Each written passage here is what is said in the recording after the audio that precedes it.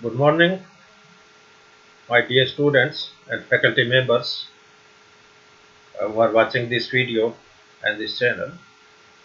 Myself, Dr. K.C. Soni, Professor in Zoology at Government Loya PG College. After the requirement of various students, today I am deliver a talk on scope of zoology and career avenues. ये साथियों और विद्यार्थियों, काफ़ी लंबे समय के इंतजार के बाद विद्यार्थियों की डिमांड थी कि जूलॉजी का क्या स्कोप है, जूलॉजी में फर्दर स्टडीज के कहाँ कहाँ सेंटर्स हैं, इस विषय को लेकर आप एक व्याख्यान बनाइए। तो आज मैं इस संदर्भ में scope of zoology and career avenues इस विषय पे ये एक छोटा टॉक मैं आपसे शेयर करने जा रहा हूँ। इस व्याख्यान के जो मुख्य कंटेंट जो मैं कवर करूँगा उसमें selection of subjects, job opportunities, study opportunities, funding opportunities, country demanding और सैलरी का स्केल, पे स्केल क्या रहता है, उन सभी बातों पे मेन मुद्दों पे मैं आपसे चर्चा करूंगा। अब जहां तक सब्जेक्ट के सिलेक्शन की बात है, सब्जेक्ट का सिलेक्शन मैट्रिक की परीक्षा के बाद में, यानी बच्चा जब 10वीं की परीक्षा बात करने के बाद में जब वो सीनियर सेकेंडरी करता है तो वहां पर सब्जेक्ट का डिसाइडेशन स्टार्ट हो जाता है। तो किस किस कैटेगरी पर, किस किस लेवल पर आप कौन कौन से सब्जेक्ट लेना चाहते हो। तो सिलेक्शन ऑफ सब्जेक्ट ये सेकेंडरी लेवल पे हो सकता है, बीएससी लेवल पे होगा, उसके बाद एमएससी लेवल पर होगा, एमफिल लेवल पर होगा, डॉक्टरेट लेवल पर होगा, उसके बाद में पोस्ट डॉक्टरेट लेवल पर होगा। तो इसकी स्टार्टिंग मैं सीनियर सेकेंडरी लेवल से करता हूँ। स्टूडेंट जब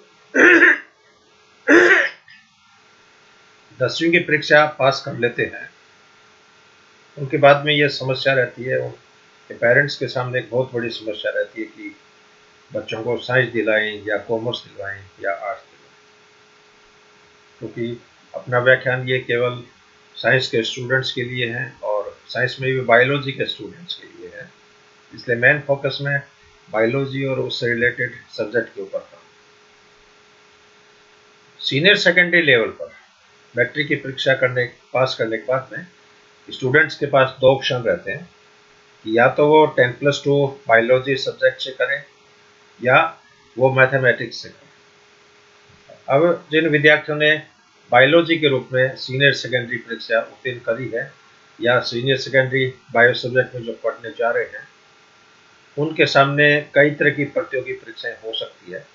जैसे नीट की एग्जाम है, आजकल ऑल ओवर इंडिया मेडिकल में एडमिशन्स के लिए कॉमन टेस्ट होता है नीट। आज के 15-20 साल पहले तो अलग अलग स्टेट की अलग अलग पीएमटी होती थी, जैसे राजस्थान के लिए आरपीएमटी, उत्तर प्रदेश के लिए यूपी पीएमटी, मध्य प्रदेश के लिए एमपी पीएमटी।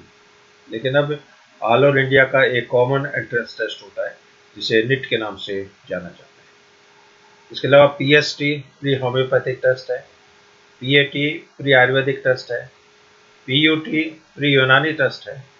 इसके अलावा बीएससी नर्सिंग के लिए भी एंट्रेंस टेस्ट होता है, बी फार्मा के लिए एंट्रेंस टेस्ट होता है और डिफेंस साइंस, मिलिट्री साइंस में एडमिशन के लिए टेस्ट होता है, लैब टेक्नोलॉजी के कोर्स के लिए एडमिशन होता है। तो जो विद्यार्थी 10+2 पर बायोलॉजी सब्जेक्ट चूज कर रहे हैं उनके सामने ये प्रतियोगी परीक्षाएं हैं और इन परीक्षा को पास करके स्टूडेंट एमबीबीएस में एडमिशन ले सकता है, होम्योपैथिक कोर्स में एडमिशन ले सकता है, आयुर्वेदिक में एडमिशन ले सकता है, यूनानी स्टडी में एडमिशन ले सकता है, नर्सिंग का कोर्स कर सकता है, बी फार्मा का कोर्स कर सकता है, डिफेंस साइंटिस्ट का कर सकता है और लैब टेक्नीशियन का कोर्स कर सकता है। जिन विद्यार्थियों ने 10+2 मैथमेटिक्स से की है, इनके लिए जेई कॉमन टेस्ट होता है और जेई में पास बच्चे आईआईटी की परीक्षाओं में, आईआईटी कॉलेजों में दाखिला लेते हैं और जिनका आईआईटी कॉलेजों में दाखिला नहीं होता है वो फिर बाकी बची हुई जो इंजीनियरिंग कॉलेज है जितनी भी, उसमें बीटेक के रूप में उनका एडमिशन मिल जाता है। कुछ राज्यों में पीईटी टेस्ट भी होता है, प्री इंजीनियरिंग टेस्ट है। और इसके अलावा ये विद्यार्थी डिफेंस साइंस का सब्जेक्ट भी ले सकते हैं, मिलिट्री साइंस का भी ले सकते हैं। और डीआरडीओ जो ब्रांच है भारत सरकार की डिफेंस रिसर्च ऑर्गेनाइजेशन, उसमें टेक्निकल असिस्टेंट के रूप में इन विद्यार्थियों की नियुक्ति हो सकती है। अब 10+2 करने के बाद में बच्चे ने 12वीं की परीक्षा बायोलॉजी से या मैथमेटिक्स से पास कर ली। अब उनकी आगे की स्टडी है वो कॉलेज में, क्योंकि जिन विद्यार्थियों का प्री मेडिकल में सिलेक्शन हो गया, आईआईटी में सिलेक्शन हो गया, तो यहाँ पर पहली छंटनी हो जाती है बच्चों की। और जो मेरिटोरियस बच्चे हैं, जो क्रीमी स्टूडेंट्स हैं, जीनियस स्टूडेंट्स हैं, वो एमबीबीएस के एरिया में चले जाते हैं, आईआईटी की तरफ चले जाते हैं, इंजीनियरिंग कॉलेजों पर प्रवेश ले जाते हैं। और जिन विद्यार्थियों का एडमिशन नहीं हो पाता है, वो फिर कॉलेज में दाखिला लेते हैं। कॉलेज में सबसे पहला जो कोर्स है वो बीएससी का होता है, बैचलर ऑफ साइंस। तो बैचलर ऑफ साइंस बायोलॉजी में भी है, बैचलर ऑफ साइंस मैथमेटिक्स में है, बीएससी बायोटेक्नोलॉजी में भी है, बीएससी कंप्यूटर साइंस में भी है। और बीएससी लेवल के ऊपर कई तरह के सब्जेक्ट अवेलेबल होते हैं, जिसमें जोलॉजी है, बॉटनी है, केमिस्ट्री है, माइक्रोबायोलॉजी है, बायोटेक्नोलॉजी है, बायोफिजिक्स है, मैथमेटिक्स है, ज्योग्राफी है, जियोलॉजी है, स्टैटिस्टिक्स है, बायोइन्फॉर्मेटिक्स है, फिजिक्स है। अब इन सब्जेक्ट में विद्यार्थी कोई भी 3 सब्जेक्ट का कॉम्बिनेशन सेलेक्ट कर सकते हैं। हालांकि कॉलेजों में पहले से कॉम्बिनेशन दिए होते हैं, 7-8 तरह के कॉम्बिनेशन, और उनमें कोई भी कॉम्बिनेशन है वो बच्चा चूज कर सकता है। जैसे हमारी कॉलेज की बात करें तो हमारी कॉलेज में 2 ऑप्शन है, केमिस्ट्री, बॉटनी, जोलॉजी, या फिजिक्स, केमिस्ट्री, मैथमेटिक्स। लेकिन डोंगर कॉलेज बीकानेर में जैसे जाएं तो वहाँ पर ज्योग्राफी भी है, जियोलॉजी भी है। तो वहाँ पर बच्चा जोलॉजी, केमिस्ट्री, ज्योग्राफी सब्जेक्ट ले सकता है, जोलॉजी, बॉटनी, जियोलॉजी सब्जेक्ट ले सकता है। और इसके अलावा प्राइवेट यूनिवर्सिटीज़ हैं, प्राइवेट जो कॉलेजें हैं उनमें कंप्यूटर साइंस सब्जेक्ट भी अवेलेबल है, बायोइन्फॉर्मेटिक्स भी है। और कुछ विद्यार्थियों ने जैसे मान लीजिए zoology, botany, chemistry subject adopt किया, और वो बच्चा चाहता है कि मैं कंप्यूटर साइंस का भी एडिशनल सब्जेक्ट करना चाहूँ, तो वो एडिशनल सब्जेक्ट ले सकता है। तो 3 सब्जेक्ट विद्यार्थियों को यहाँ पर सेलेक्ट करने होंगे, और एक एडिशनल सब्जेक्ट वो यहाँ पर ले सकता है।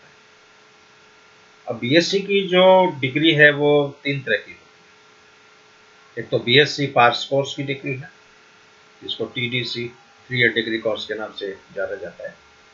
एक बीएससी ऑनर्स की डिग्री होती है, और आजकल एक इंटीग्रेटेड बीएससी भी प्रारंभ हुई है, जो 4 साल का कोर्स है।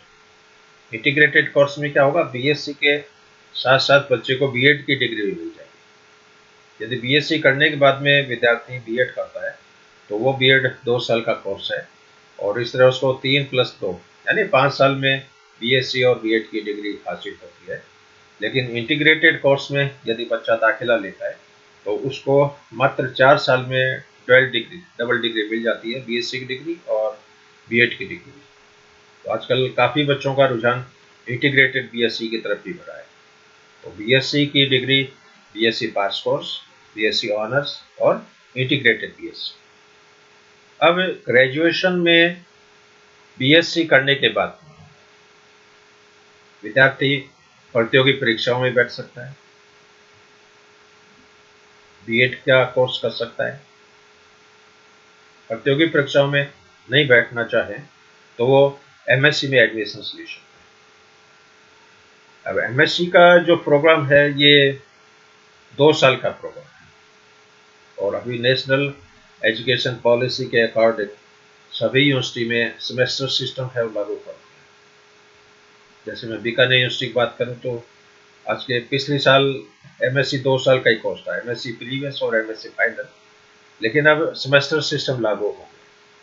एमएससी प्रीवियस में 2 सेमेस्टर हैं, सेमेस्टर फर्स्ट और सेमेस्टर सेकेंड, और इसी तरह एमएससी फाइनल में भी 2 सेमेस्टर हैं, सेमेस्टर थर्ड और सेमेस्टर फोर्थ। तो पहले जो कोर्स था 2 साल का, उसमें 4 पेपर होते थे, और अब उन्हीं पेपर के कोर्स को आधा आधा डिवाइड कर दिया। कंटेंट वही है, आधा कोर्स फर्स्ट सेमेस्टर में है, आधा कोर्स सेकंड सेमेस्टर में है। साल में 2 बार एग्जाम होती है, 2 बार प्रैक्टिकल होते हैं, 2 बार इंटरनल टेस्ट होते हैं, 2 बार पेपर सेटिंग होती है।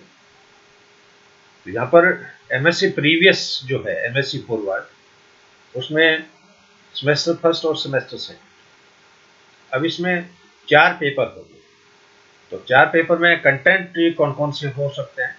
फर्स्ट पेपर में एनिमल टैक्सोनॉमी, इनवर्टिब्रेट, फिलोसेनी और पैरासाइटोलॉजी। सेकंड पेपर में बायोकेमिस्ट्री, एनिमल फिजियोलॉजी, एंडोक्राइनोलॉजी और इम्यूनोलॉजी। थर्ड पेपर में cell biology, genetics, molecular biology, cytotechnics और बायो इंस्ट्रूमेंटेशन या बायोटेक्निक्स। फोर्थ पेपर में biostatistics, evolution, computer application and mathematical model. जो आजकल एक नवाचार भी है कि इंटरडिसिप्लिनरी स्टडी भी होनी चाहिए, इसलिए बायोलॉजी के जो स्टूडेंट हैं उनको एक मैथमेटिक्स का पेपर या थोड़ा पोर्शन उनको पढ़ना पड़ता है। इसी तरह जो मैथ्स और फिजिक्स के बच्चे हैं उनको बायोलॉजी का थोड़ा पोर्शन है पढ़ना पड़ता है। तो यहाँ पर जो विद्यार्थी एमएससी जूलॉजी बॉटनी कर रहे हैं उनको मैथमेटिकल मॉडलिंग और कंप्यूटर एप्लीकेशन की स्टडी करनी पड़ेगी।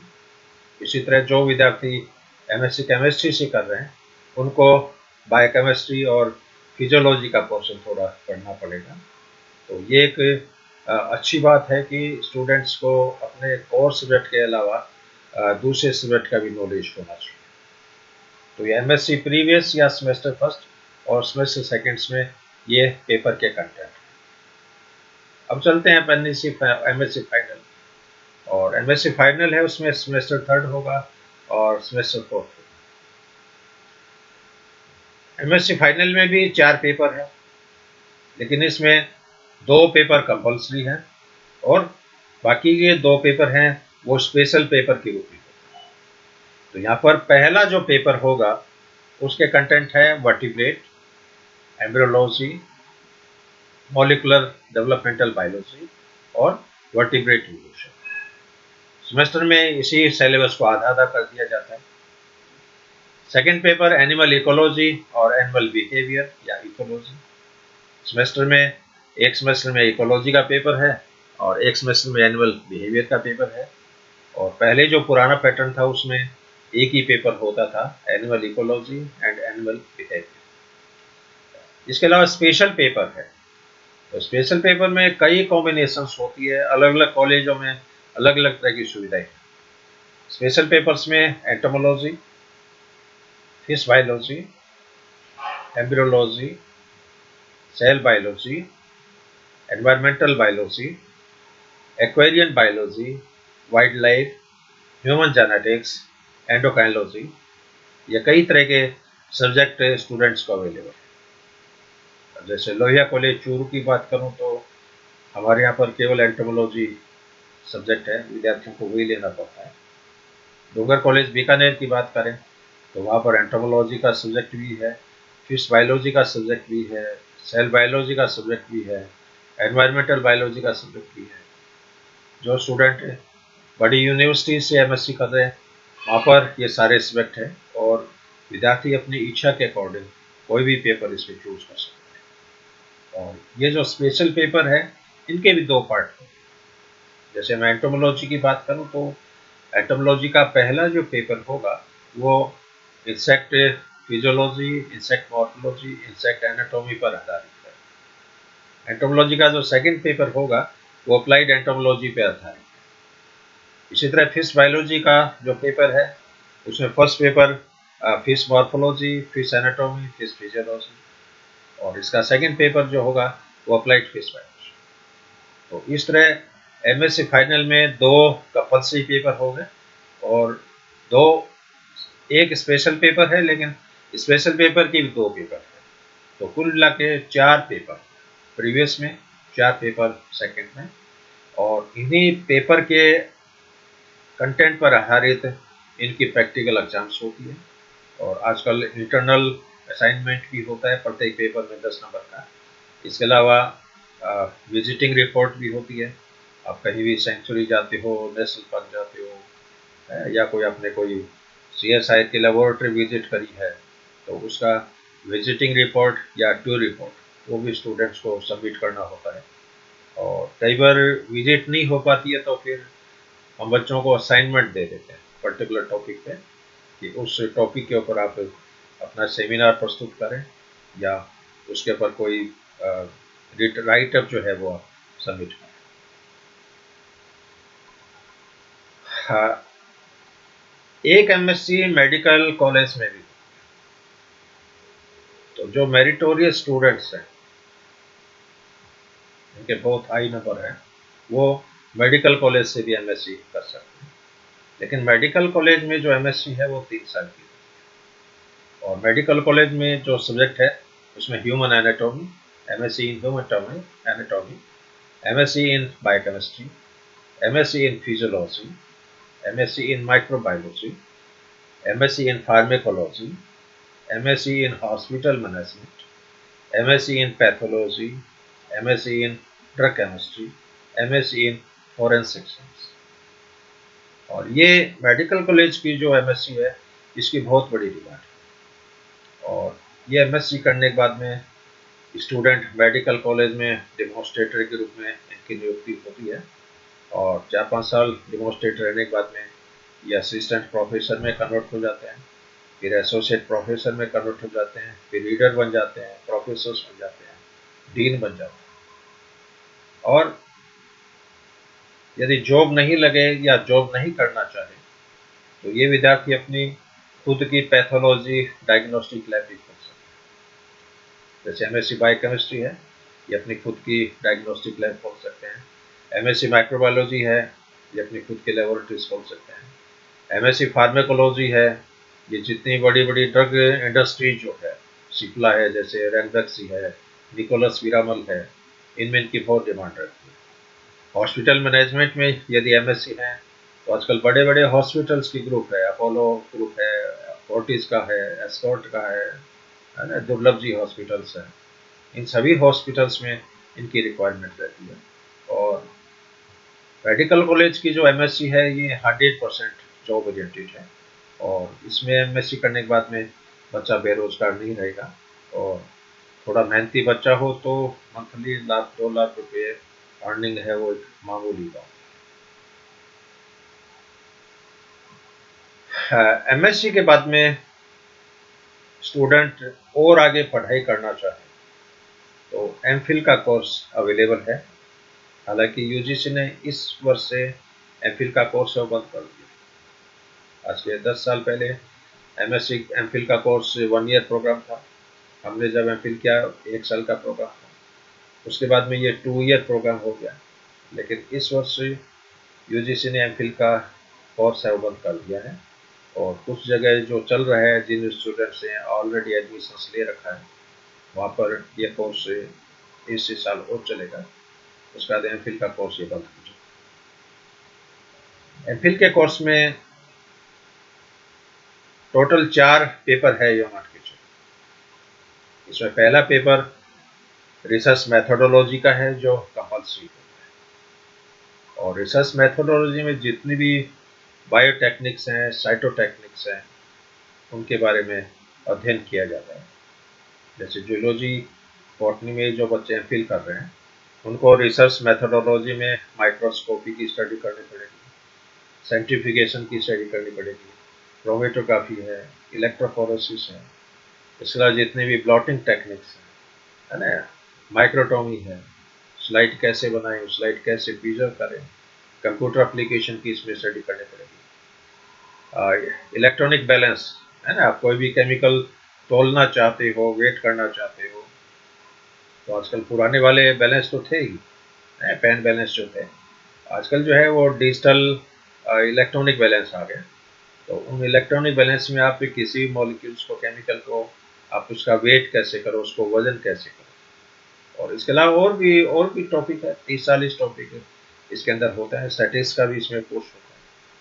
तो रिसर्च मेथोडोलॉजी का जो पेपर है ये एक तरह से प्री पीएचडी की ट्रेनिंग है ये, मान के चलो। और फर्स्ट पेपर कंपलसरी होगा।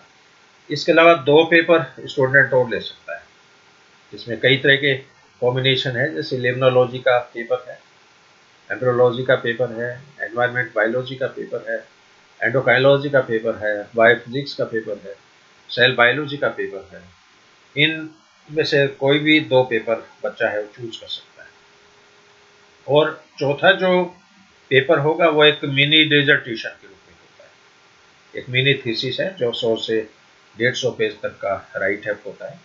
और स्टूडेंट किसी प्रोफेसर के अंडर में उसको कोई भी प्रॉब्लम दे दी जाती है और उस प्रॉब्लम पर बच्चा अपनी स्टडी करता है, ऑब्जर्वेशंस करता है, और उन ऑब्जर्वेशंस के आधार पर वो फिर एक मिनी थीसिस है, डिजर्टेशन है, वो सबमिट करता है। तो इस तरह ये एमफिल का कोर्स।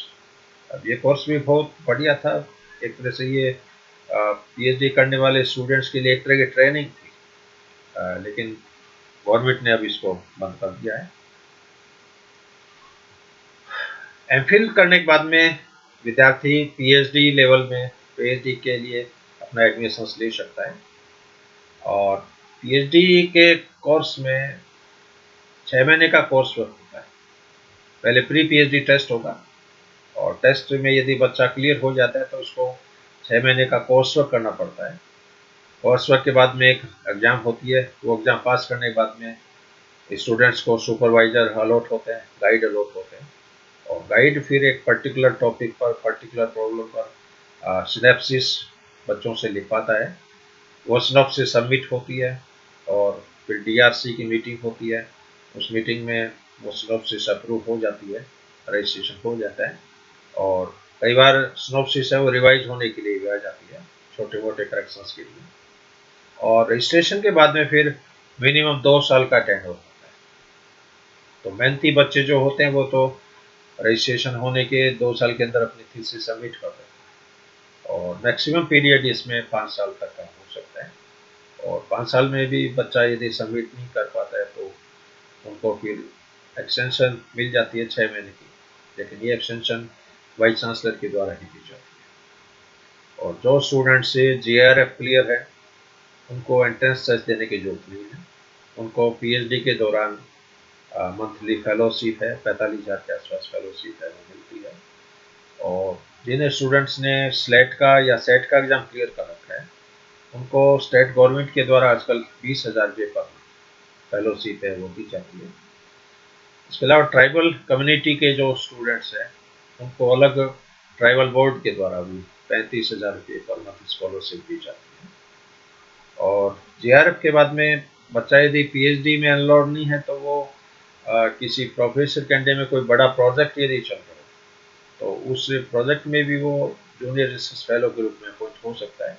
और उस प्रोजेक्ट का जो वर्क है उसी वर्क पे उसकी पीएचडी भी अवार्ड हो जाती है। और पीएचडी के बाद में फिर इससे भी और हायर स्टडी यदि स्टूडेंट करना चाहे तो वो पोस्ट डॉक्टरेट की स्टडी है।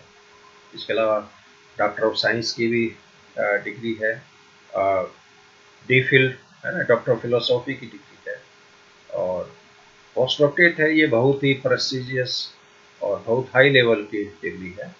और ये बड़ी बड़ी यूनिवर्सिटीज़ के अंदर होती है, विदेशों के अंदर होती है। और पोस्ट डॉक्टरेट करने के बाद में स्टूडेंट एक तरह से सुपर एक्सपर्ट हो जाता है अपने सब्जेक्ट में। और ऐसे स्टूडेंट्स का अपॉइंटमेंट फिर बड़ी रिसर्च लेबोरेटरीज में हो सकता है, बड़ी यूनिवर्सिटीज़ में हो सकता है। और विदेशों में पोस्ट डॉक्टरेट स्टूडेंट्स की बहुत डिमांड रहती है और उनकी सैलरी भी फिर 4-5 लाख रुपए पर मंथ तक जाती है। तो ये सब्जेक्ट के सिलेक्शन के अलग अलग क्राइटेरिया है जो मैंने आपसे डिस्कस किए हैं। सेकेंडरी लेवल के बाद में आप क्या सब्जेक्ट लोगे, कॉलेज लेवल में बीएससी में आप क्या सब्जेक्ट चूज करोगे, एमएससी में आप क्या सब्जेक्ट चूज करोगे, एमफिल में क्या चूज करोगे, पीएचडी में क्या चूज करोगे, पोस्ट डॉक्टरेट में क्या चूज करोगे। और आजकल कुछ इंस्टीट्यूट्स में इंटीग्रेटेड एमएससी भी होती है 4 या 5 साल की, जिसमें एमएससी के साथ साथ पीएचडी प्रोग्राम भी होता है।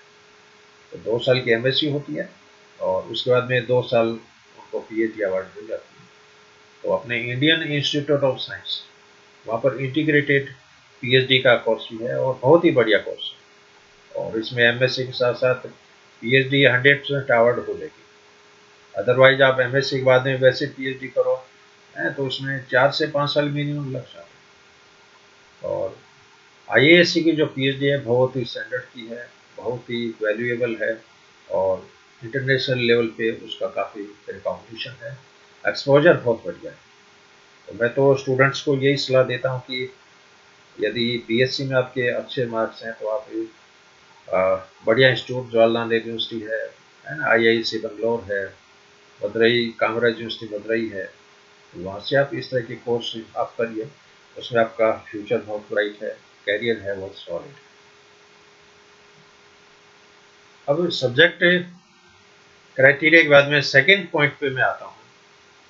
विद्यार्थी पूछते हैं कि भी हमने बीएससी कर ली, एमएससी कर ली, और हमें कौन सी प्रतियोगी परीक्षाओं की तैयारी करनी चाहिए, किस एरिया में हमारे लिए जॉब अवेलेबल हो सकती है। तो एक बात तो मैं बता दूं कि जो स्टूडेंट्स बीएससी या एमएससी जियोलॉजी है उनके लिए 250 ऐसे एरिया है जहाँ पर इनकी रिक्वायरमेंट है। और साइंस का स्टूडेंट है वो वैसे भी भूखा नहीं मरेगा।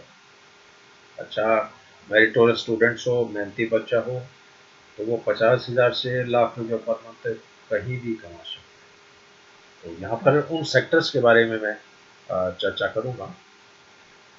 After BSc students college university में लैब असिस्टेंट के रूप में अपॉइंटमेंट हो सकता है, लैब टेक्नीशियन के रूप में इनका अपॉइंटमेंट हो सकता है, म्यूजियम कीपर के रूप में अपॉइंटमेंट हो सकता है, जू कीपर के रूप में अपॉइंटमेंट हो सकता है, एक्वेरिस्ट के रूप में डिमांड रहती है, वन विभाग में रेंजर के रूप में इनकी नियुक्ति हो सकती है, एनिमल वेलफेयर ऑफिसर के रूप में अपॉइंटमेंट हो सकता है, टैक्सीडर्मिस्ट के रूप में अपॉइंटमेंट हो सकता है और वाइल्ड लाइफ गाइड के रूप में भी इनका अपॉइंटमेंट हो सकता है। यदि विद्यार्थी बीएससी के बाद में बीएड कर लेता है तो ये प्राइमरी टीचर के रूप में पीआरटी, इसके अलावा टीजीटी 10 ग्रेजुएट टीचर जिसको सेकेंड ग्रेड टीचर बोलते हैं, उसके रूप में इनका अपॉइंटमेंट हो सकता है। लेकिन इनसे पहले इन विद्यार्थियों को कुछ परीक्षाएं पास करनी पड़ती है, जैसे रीट का एग्जाम है लेवल फर्स्ट लेवल सेकेंड, इसी तरह टेट का एग्जाम है। केंद्रीय विद्यालय में जो विद्यार्थी जाना चाहे तो सी टेट का एग्जाम है क्लियर करना पड़ता है।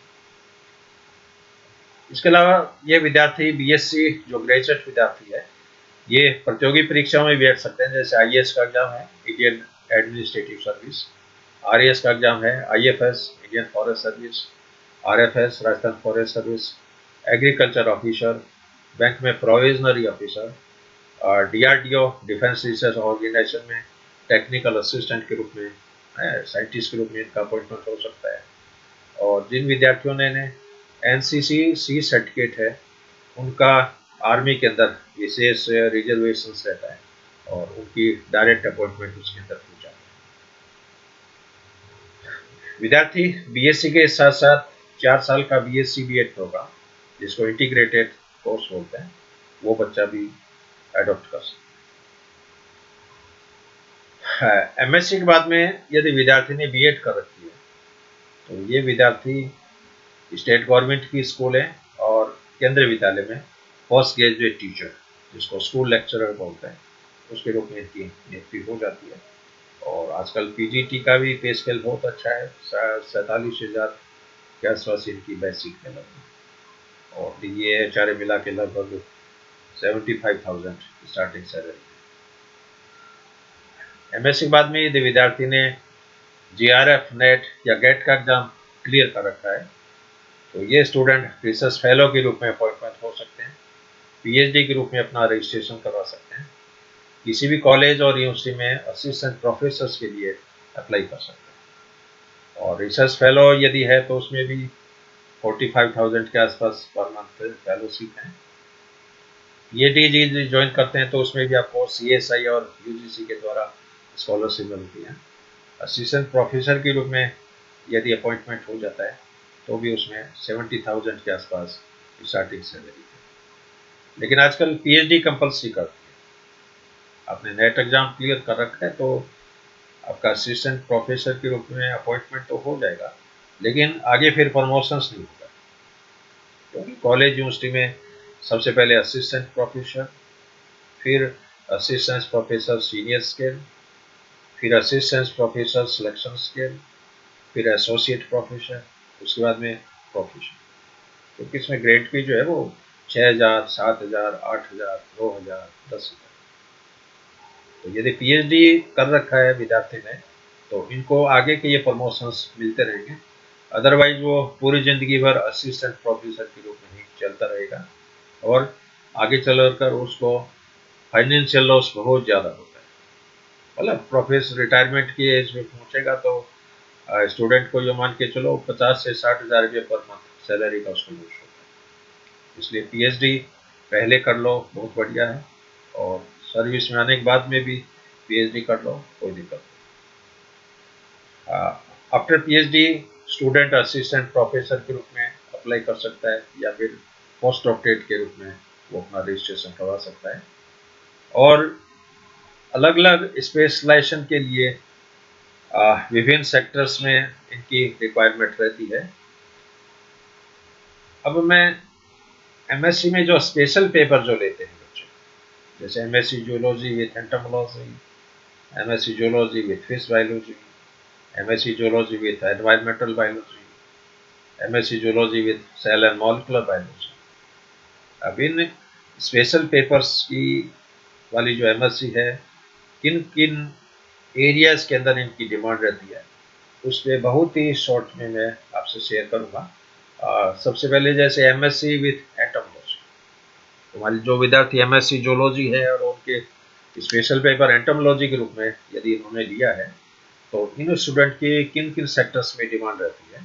जैसे एंटोमोलॉजिस्ट के रूप में इनका अपॉइंटमेंट हो सकता है, जूलॉजिकल सर्वे ऑफ इंडिया में इनका अपॉइंटमेंट हो सकता है, सीड इंडस्ट्रीज में इनकी नियुक्ति हो सकती है, पेस्ट कंट्रोल स्पेशलिस्ट के रूप में इनका अपॉइंटमेंट हो सकता है, लॉकस डिपार्टमेंट में इनका नियुक्ति हो सकती है, मलेरिया डिपार्टमेंट में रिक्वायरमेंट रहती है, पीएचईडी है पब्लिक हेल्थ जो डिपार्टमेंट है उसके अंदर इनकी डिमांड रहती है, एंटोमोलॉजिकल इलस्ट्रेटर के रूप में इनका नियुक्ति हो सकती है, अर्बन एंटोमोलॉजिस्ट के रूप में इनकी डिमांड रहती है, म्यूजियम क्यूरेटर के रूप में इनकी डिमांड रहती है, वेक्टर कंट्रोल ऑफिसर के रूप में इनकी नियुक्ति हो सकती है, अर्बन एंटोमोलॉजिस्ट के रूप में नियुक्ति हो सकती है, फॉरेंसिक एंटोमोलॉजिस्ट के रूप में इनका अपॉइंटमेंट हो सकता है, बायोलॉजिकल कंट्रोल स्पेशलिस्ट के रूप में इनका अपॉइंटमेंट हो सकता है, इंसेक्ट टैक्सोनॉमिस्ट के रूप में, जो अपने इंडिया में जो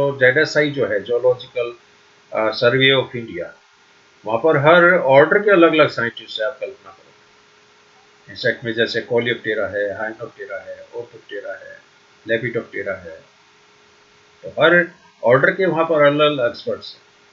बीटल्स के अलग एक्सपर्ट है, स्पाइडर के अलग एक्सपर्ट है, बटरफ्लाई के अलग एक्सपर्ट है, मोथ के अलग एक्सपर्ट्स हैं, और ऑल ओवर इंडिया जेडएसआई की काफ़ी रीजनल ऑफिस है, हेड ऑफिस इन कलकत्ता है, और एक एक ऑफिस पे मैं कलकत्ता जाऊँ तो वहाँ पर कम से कम 300 साइंटिस्ट हैं, एक मतलब ऑर्डर के एक फैमिली के सुपर एक्सपर्ट जिसको बोल सकते हैं। और गनीमत है कि इनकी बहुत ज़्यादा डिमांड है, बहुत ज़्यादा।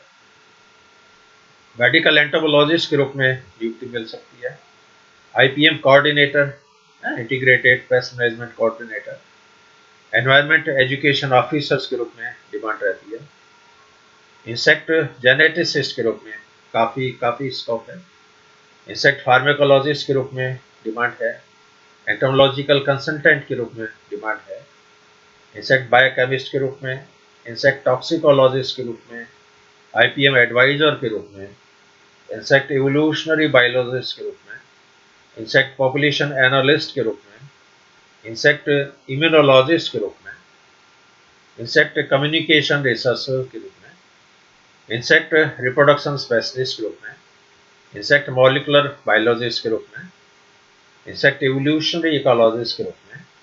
इसके अलावा एपीकल्चर, मधुमक्खी पालन की एक बहुत बड़ी इंडस्ट्री है ऑल ओवर इंडिया में, क्योंकि एपीकल्चर में इसका शहद है वो भी काम में आता है, मधुमक्खी का जो छाता है उसका भी मेडिकल साइंस में, केमिकल इंडस्ट्रीज में काफ़ी यूज है।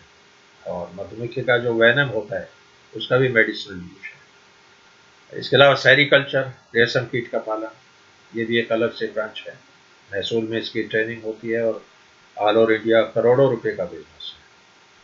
लाख कल्चर, लाख इंडस्ट्री भी इंडिया में बहुत बड़ी इंडस्ट्रीज है। और लाख से ये आपके पाटले बनते हैं, चूड़ियाँ बनती हैं, पेन स्टैंड्स बनते हैं, ऑर्नामेंटल चीज़ें बनती है। पेस्टिसाइड इंडस्ट्रीज में साइंटिस्ट के रूप में इन विद्यार्थियों का अपॉइंटमेंट हो जाता है। इंसेक्टिसाइड इंडस्ट्रीज में इनकी नियुक्ति होती है। बायोसाइड इंडस्ट्रीज में इनका अपॉइंटमेंट होता है। हर्बिसाइड इंडस्ट्रीज में इनका अपॉइंटमेंट होता है। और इसके अलावा वर्ल्ड हेल्थ ऑर्गेनाइजेशन के प्रोजेक्ट आते रहते हैं, उन प्रोजेक्ट में भी इनकी डिमांड रहती है। ICMR, Indian council of medical research के प्रोजेक्ट हैं। ICR के प्रोजेक्ट हैं। एग्रीकल्चर ऑर्निथोलॉजिस्ट के रूप में नियुक्ति हो सकती है। और फ्रीलांसर एंटोमोलॉजिस्ट के रूप में अपना खुद का बिजनेस स्टार्ट कर सकते हैं। और यूट्यूब ब्लॉगर, यूट्यूब पे आप एंटोमोलॉजी से रिलेटेड अलग अलग वीडियोस अपलोड करके भी काफ़ी अर्निंग आप कर सकते हो, फ्रीलांसर यूट्यूबर ब्लॉगर। तो यहाँ पर आपने देखा कि MSc एंटोमोलॉजी स्टूडेंट्स की कितनी डिमांड है। कम से कम 50 ऐसे सेक्टर है जहाँ पर इनकी बहुत जबरदस्त डिमांड। इसी तरह जिन स्टूडेंट्स ने MSc with cell and molecular biology के साथ अपनी डिग्री ली है, ये विद्यार्थी असिस्टेंट प्रोफेसर के रूप में, साइंटिस्ट के रूप में, जीनोम प्रोजेक्ट में, department of biotechnology, department of science and technology में डिमॉन्स्ट्रेटर के रूप में, कंसल्टेंट के रूप में।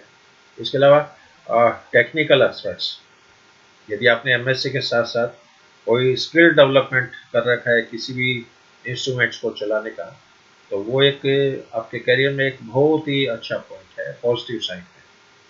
तो आजकल विदेशों में, बड़े शहरों में ऐसी लेबोरेटरीज है जहाँ पर 24 घंटे लैब चलती रहती है, 24 घंटे सैंपल की टेस्टिंग चलती रहती है। तो विद्यार्थियों को यदि PCR मशीन ऑपरेट करना आता है, बहुत डिमांड है। एलाइजा है, ब्लॉटिंग टेक्निक्स हैं, माइक्रोस्कोपी है ना। इसके अलावा ब्लॉटिंग टेक्निक एक्सपर्ट्स हैं, DNA सीक्वेंसिंग के एनालाइजर है, फ्लो साइटोमेट्री है, माइक्रोस्कोपी के एक्सपर्ट है, हिस्टोकेमिस्ट्री के एक्सपर्ट है, साइटोकेमिस्ट्री के एक्सपर्ट है, ऑटो रेडियोग्राफर है, न्यूक्लियर मेडिसिन के एक्सपर्ट है। हमारा जैसे एक स्टूडेंट था मधुसूदन व्यास, उसने हमारी कॉलेज से MSc जियोलॉजी किया और उसके बाद में मार्क से उसने रेडिएशन बायोलॉजी में डिप्लोमा किया। और रेडिएशन बायोलॉजी में डिप्लोमा करने के बाद में उसका एक बड़े हॉस्पिटल्स में अपॉइंटमेंट हो गया। और आज वो इमेजिंग टेक्नोलॉजी का माना हुआ एक्सपर्ट है, इंडिया के 10 मानव एक्सपर्ट्स में उसका नाम है। और आप गनीमत देखिए, उस विद्यार्थी का न्यूजीलैंड की ऑकलैंड यूनिवर्सिटी में न्यूक्लियर मेडिसिन में प्रोफेसर के रूप में नियुक्ति हुई। और all over India, all over world आज उस विद्यार्थी का नाम है। और इमेजिंग टेक्नोलॉजी का वो एक्सपर्ट है, न्यूक्लियर मेडिसिन का एक्सपर्ट है। क्योंकि अपनी बॉडी से भाई जो किरणें होती है, एक्सरेज है, गामा रेज है, वो या तो ट्रांसमिट होगी या ट्रांसमिशन होगी। तो इमिशन टेक्नोलॉजी पे कई टेक्निक है आजकल, PET है, फोटोन इमिशन टोमोग्राफी है, जैसे ट्रांसमिशंस पर आधारित कई इंस्ट्रूमेंट्स हैं, इकोसाउंड पे आधारित कई इंस्ट्रूमेंट्स हैं, जिसमें CT स्कैन है, कैट स्कैन है, PET टेक्निक है, डॉपलर टेस्ट है, ऑटो रेडियोग्राफी है। तो बॉडी के अंदर जो भी चेंजिंग आ रही है, वो चेंजिंग कैंसर के रूप में हो सकती है, ट्यूमर के रूप में हो सकती है, और किसी साइड इफेक्ट हो सकता है। उन सब का डायग्नोसिस इस तरह के जो साइंटिस्ट होते हैं वो भी करते हैं। MSc cell and molecular biology के स्टूडेंट्स की भी बहुत ज़्यादा डिमांड है। इन विद्यार्थियों का अपॉइंटमेंट मॉलिक्यूलर टैक्सोनॉमिस्ट के रूप में हो सकता है, कैंसर डिपार्टमेंट में हो सकता है, मेडिकल कॉलेज में पैथोलॉजी डिपार्टमेंट में हो सकता है। इसके अलावा वर्ल्ड क्लास जो हॉस्पिटल है, अपोलो हॉस्पिटल है ना, आपका एस्कॉर्ट हॉस्पिटल्स है, मणिपाल हॉस्पिटल्स है, दुर्लभ जी हॉस्पिटल्स है, इनमें इनकी डिमांड रहती है, सेल्वी हॉस्पिटल्स है। और इसके अलावा CSIR की जो लेबोरेटरीज है ऑल ओवर इंडिया, DVT के लेबोरेटरीज हैं, डीएसटी की लेबोरेटरीज हैं और फार्मा कंपनियाँ। आज पूरा गुजरात, पूरा हिमाचल फार्मा कंपनियों से भरा पड़ा है, एक से बढ़कर एक। टोरेट फार्मा है, रेमबक्सी है, निकोलस विरामल है, सिप्ला है, एस्ट्राजेनेसिया है, भारत बायोटेक है, सीरम इंस्टीट्यूट ऑफ इंडिया है।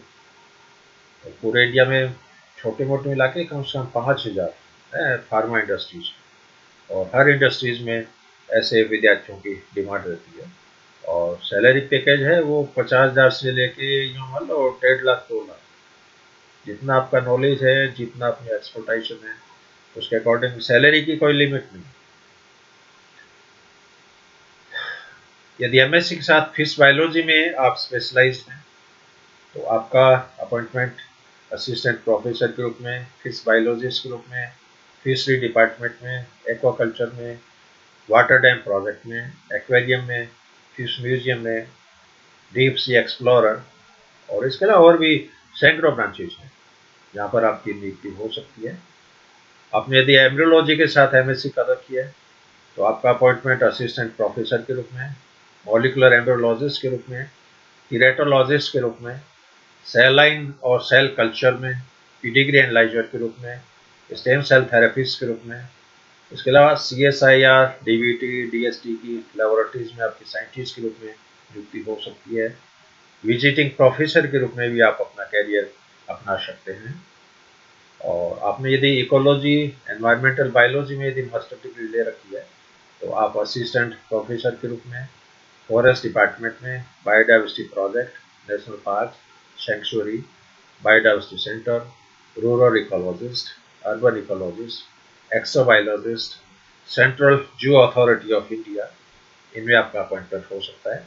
इसके अलावा pollution control department, water works, waste water treatment plant, biowaste disposal consultant, hydrological department, forest developer के रूप में, डिजर्ट इकोलॉजिस्ट के रूप में, फॉरेस्टर और वाइल्ड लाइफ गाइड के रूप में आपकी नियुक्ति हो सकती है। तो कई बार मैं देखता हूँ कि हमारे यहाँ कई यूरोप के अंग्रेज घूमने आते हैं और ये फॉरेनर्स होते हैं, इनका नेचर के साथ बहुत बड़ा लगाव है, हेरिटेज के साथ बहुत बड़ा लगाव है। उनको कोई मार्केट में कोई परचेजिंग नहीं करनी है, कोई होटल नहीं देखने हैं, होटल के एयर कंडीशन कमरे नहीं देखने। और कई बार मेरा भी शौक है वाइल्ड लाइफ गाइड का, तो कई बार मैं इन फॉरनर्स के साथ चला जाता हूँ तो वो पूछते हैं कि इस प्लांट का नाम क्या है, इसका बॉटनिकल नाम क्या है, ये कौन सी चिड़िया है, ये कौन सा स्नैक है। और लोकल जो गाइड होते हैं उनको भी इतना साइंटिफिक नॉलेज नहीं होता है। तो यदि एमएससी बॉटनी, एमएससी जूलॉजी का बच्चा यदि डिप्लोमा कर लेता है तो अपने इंडिया में BNHS जैसे है, WII है देहरादून, साकौन इंस्टीट्यूट कोयम्बटूर, ये 15 दिन के, एक एक महीने के स्पेशल ट्रेनिंग प्रोग्राम के डिप्लोमा निकालती है। बर्ड आइडेंटिफिकेशन का जैसे ट्रेनिंग है, इंसेक्ट आइडेंटिफिकेशन की ट्रेनिंग है, स्नैक आइडेंटिफिकेशन की टेक्निक है। तो आप अपने आसपास के फ्लोरा और फोना के बारे में यदि आप जानते हैं, लोकल हिस्ट्री के बारे में आपको यदि नॉलेज है, फेमस पर्सनालिटी के बारे में आपको यदि नॉलेज है, तो गाइड का जो कैरियर है आपके लिए बहुत ही बढ़िया साबित हो सकता है। और इसके अलावा आजकल इंडस्ट्रीज बहुत है, जैसे प्रॉन फार्मिंग इंडस्ट्रीज, झींगा पालन। और पहले झींगा पालन हैदराबाद, बेंगलोर, गुजरात इधर ही था, लेकिन अब 3-4 साल से मैं देख रहा हूँ चूरू डिस्ट्रिक्ट में भी खेतों में लोगों ने गड्ढे बना के झींगा मछली का पालन है वो स्टार्ट कर दिया। और एक एक किसान साल का 20 लाख से लेके 50 लाख रुपए तक की वो है ना अर्निंग कर रहे हैं। अब इनको प्रॉन फार्मिंग की प्रॉपर ट्रेनिंग दी जाए, है ना, प्रॉन फार्मिंग का यहाँ पर सरकारी ऑफिस खुल जाए, साइंटिस्ट की वहाँ पर अपॉइंटमेंट हो जाए, तो विद्यार्थियों के लिए, किसानों के लिए एक वरदान साबित हो सकता है। इसी तरह पोल्ट्री इंडस्ट्रीज हैं, लेदर इंडस्ट्रीज हैं, डेयरी इंडस्ट्रीज हैं, पर्ल इंडस्ट्रीज है। आप हैदराबाद जाओ, हैदराबाद तो मोतियों का गढ़ है पूरे इंडिया का। वहाँ पर जो ऑयस्टर जो होता है अपना पर्ल ऑयस्टर है, मुक्ता सिटी, अब उसमें मोती का, नेचुरल मोती का निर्माण होता है। और एक एक मोती है वो 1000 रुपये का भी हो सकता है, लाख रुपये का भी हो सकता है, वो उसकी साइज के ऊपर डिपेंड करता है। बायोविजुअल प्रोजेक्ट्स हैं। तो अपने लेबोरेटरी में देखे हो, जितने भी आप एनिमल मंगाते हो, स्लाइड मंगाते हो, चार्ट्स मंगाते हो, ये सारे हैदराबाद से दिल्ली से। तो बायोविजुअल है, बायोक्रफ्ट है ना। और इन कंपनियों के जो मालिक हैं वो एमएससी की हैं, लेकिन उनका विजन देखिए। उनको भाई जैसे हम लेबोरेटरी मधुमक्खी मंगाते हैं डिसेक्शन के लिए, एक मधुमक्खी 12 रुपए की, और मधुमक्खी का एक जो छाता होता है उसमें 50,000 से लेके 5 लाख तक मधुमक्खियां होती है। और 50,000 भी मान के आप चलो, 50,000 भी मान के चलो एक मधुमक्खी के छाते में, और एक मधुमक्खी 12 रुपए की है, तो एक छाता वो 6 लाख रुपए का। इसके अलावा डिसेक्शन के एनिमल्स हैं, कैंचुओं की जैसे सप्लाई होती है, कॉकरोच की सप्लाई होती है, स्कॉर्पियन की सप्लाई होती है ना, आपके जो सॉलिडोन की सप्लाई होती है, डिसेक्शन में रेट की सप्लाई होती है। तो ये जो बायोमेडिकल का जो बिजनेस है, ये बिजनेस भी बहुत बढ़िया है, और साइंस के जो स्टूडेंट है उनको इस बिजनेस में बहुत सफलता मिलती है।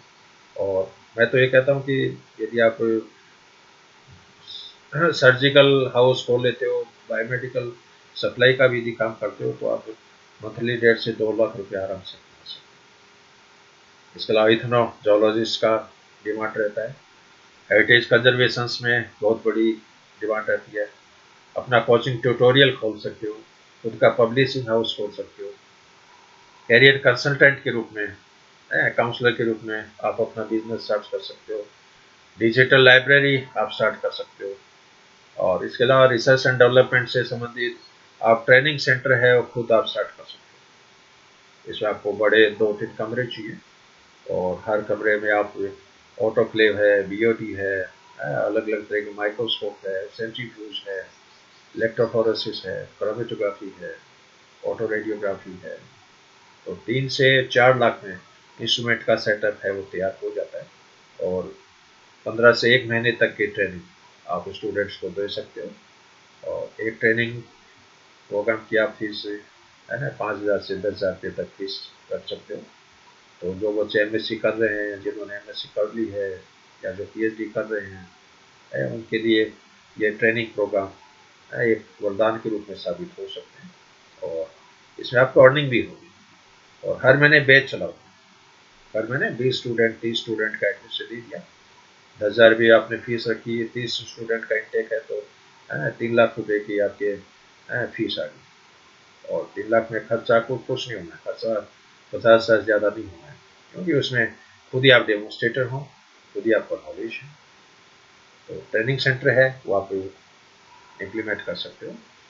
और इसके अलावा विभिन्न लेबोरेटरीज में, विश्वविद्यालयों में साइंटिस्ट ग्रुप में आपका अपॉइंटमेंट हो सकता है। तो ये जॉब अपॉर्चुनिटीज़ के बारे में मैंने बहुत ही शॉर्ट में डिस्कस किया है। अब क्वेश्चन आता है कि जोलॉजी से related BSc, MSc, PhD program कौन सी कॉलेज से करें, कौन सी यूनिवर्सिटी से। यहाँ पर एक बात मैं क्लियर कर देना चाहता हूँ, आप जितनी प्रेस्टिजियस यूनिवर्सिटी से आप अपना कोर्स करोगे, आपकी डिग्री की वैल्यू उतनी ही रहेगी। भाड़े की दुकानों से आप डिग्री नहीं लें। जो प्राइवेट कॉलेज हैं, यूनिवर्सिटीज है, ठीक है, उसमें नंबर आपके आ जाएंगे 80%, 90%, लेकिन नॉलेज के मामले आप जीरो। तो मेरा तो ये कहना है कि आप आफ्टर बीएससी जब भी आप एडमिशन्स लें, तो संस्था का चुनाव है वो काउंसलिंग करके, अपने टीचर से सलाह करके, उसके बाद में वहाँ पर आप दाखिला लें।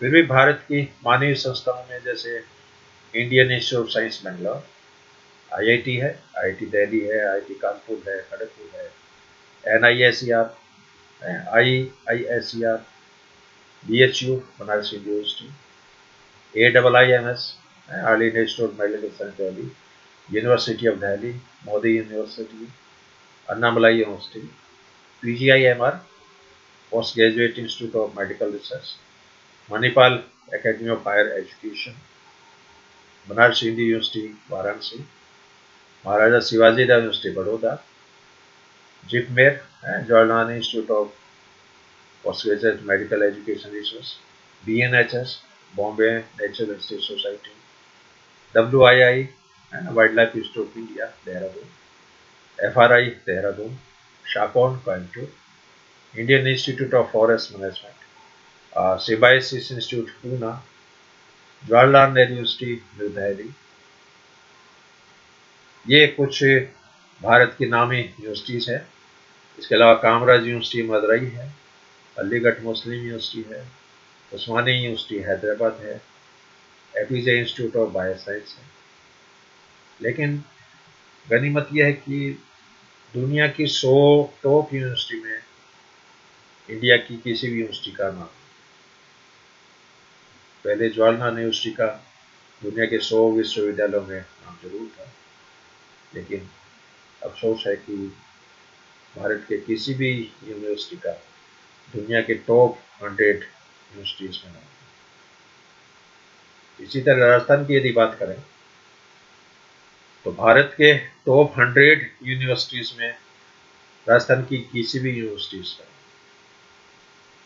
जबकि पहले यूनिवर्सिटी ऑफ राजस्थान इसका टॉप 100 में, कई बार टॉप 50 में, कई बार टॉप 10 यूनिवर्सिटीज में राजस्थान यूनिवर्सिटीज का नाम था। लेकिन अब क्वालिटी मेजर्स हैं वो धीरे धीरे डाउन हो गए हैं और कुछ रैंकिंग के पैरामीटर्स भी चेंज हुए, फिर भी राजस्थान यूनिवर्सिटी है वो अपने आप में स्टैंडर्ड की यूनिवर्सिटी। इसके अलावा बिट्स का जैसे कैंपस है, बिरला इंस्टीट्यूट ऑफ टेक्नोलॉजी, इसका एक कैंपस हमारे पिलानी में है, एक गोवा में है, एक दुबई में है, और आजकल फॉरेन यूनिवर्सिटी है उनके कैंपस भी इंडिया में आने वाले हैं। तो आने वाले दिनों में विद्यार्थियों को अच्छी यूनिवर्सिटीज में पढ़ाई करने का मौका मिलेगा। अब बात आती है कि बच्चों को स्कॉलरशिप, स्टाइपेंड, फंड कहाँ से मिले। तो इसके लिए कई सोसाइटी हैं, कई तरह की स्कॉलरशिप्स।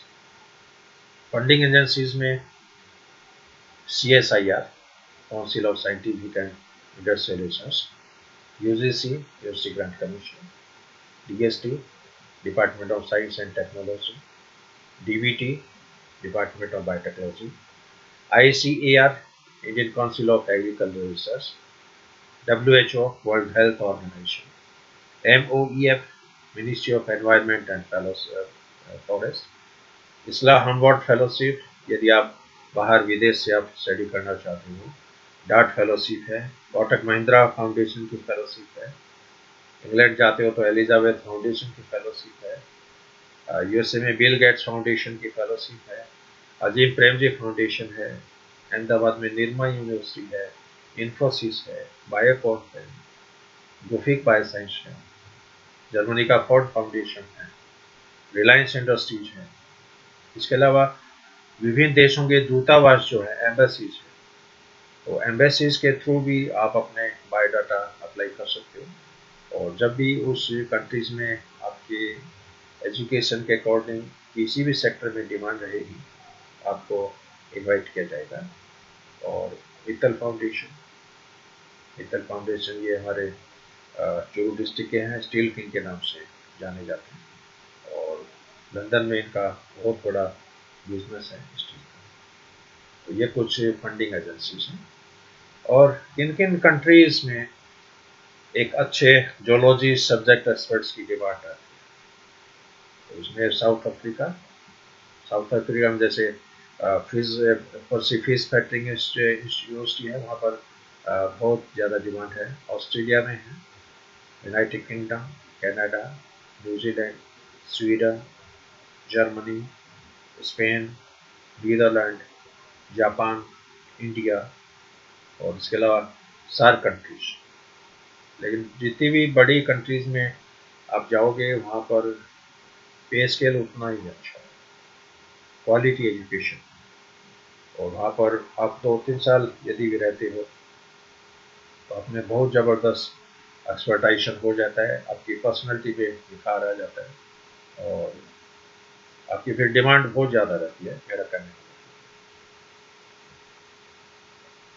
पे स्केल के बारे में कई बार विद्यार्थी पूछते हैं कि सर कोर्स तो ये कर लेंगे लेकिन तनख्वाह कितनी मिलेगी।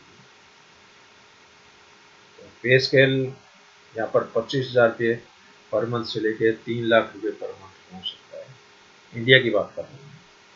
इंडिया के बाहर यदि आप जाओ तो आपकी मंथली सैलरी 8 लाख भी हो सकती है, 10 लाख भी हो सकती है। वो डिपेंड करता है आप में कितना स्किल है, आपका कम्युनिकेशन कैसा है, आपका बिहेवियर कैसा है, आपकी पर्सनैलिटी कैसी है, आपका राइटिंग स्किल कैसा है, कन्वर्सेशन कैसा है।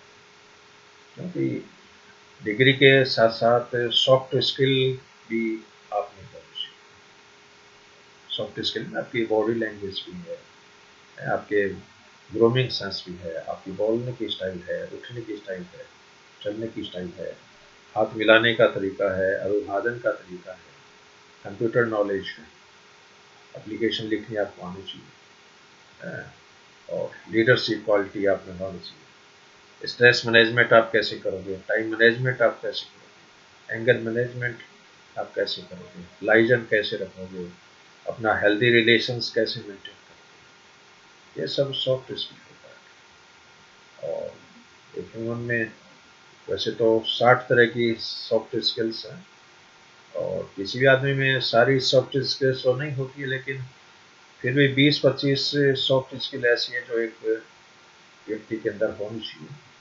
और उन सॉफ्ट स्किल में व्यक्ति यदि पारंगत है तो वो अपनी लाइफ को भी मैनेज करके चलता है। अदरवाइज आजकल स्ट्रगल हो जाता है। आप जितनी बड़ी सिटीज़ में जाओगे, शहरों में जाओगे, वहाँ पर उतना ही ज़्यादा स्ट्रगल, गला काट कर देता है, भाई भाई का दुश्मन, पड़ोसियों से जान पहचान। लेकिन हम खुशकिस्मत है कि वी आर इंडिया, और किसी भी परिस्थिति में, किसी भी कंडीशंस में, कहीं भी, कैसे भी हम रह सकते हैं और अपनी लाइफ को मैनेज करके चलते हैं। तनाव अपने शरीर पर कभी भी हावी नहीं होता है, बिकॉज वी आर रिलीजियस, और हमारी जड़ें अभी भी हमारे कल्चर में समाई हुई है। तो पे स्केल 25,000 से लेके 30,000। अब मिनिमम से मिनिमम जॉब आप मान लें लैब असिस्टेंट भी यदि करते हैं किसी प्राइवेट यूनिवर्सिटी में, प्राइवेट कॉलेज में, तो 25,000 के चाहिए। आप सरकारी कॉलेज में लैब असिस्टेंट बनते हो तो आपकी सैलरी यानी 40,000 रुपये पर मंथ है। तो ये डिपेंड करेगा आप किस सेक्टर में आप नौकरी करनी चाहिए। लेकिन ये एक नॉर्मल रेंज मैंने बताई है, 25,000 से लेके 30,000। तो ये मोटा मोटी आज का अपना व्याख्या है scope of zoology in various sectors. Thank you very much. और इसके अलावा आपकी कोई भी क्वेरी हो, कोई भी समाधान हो, तो आप दूरभाष के द्वारा, ईमेल के द्वारा आप मुझसे संपर्क कर सकते हैं। Thank you very much.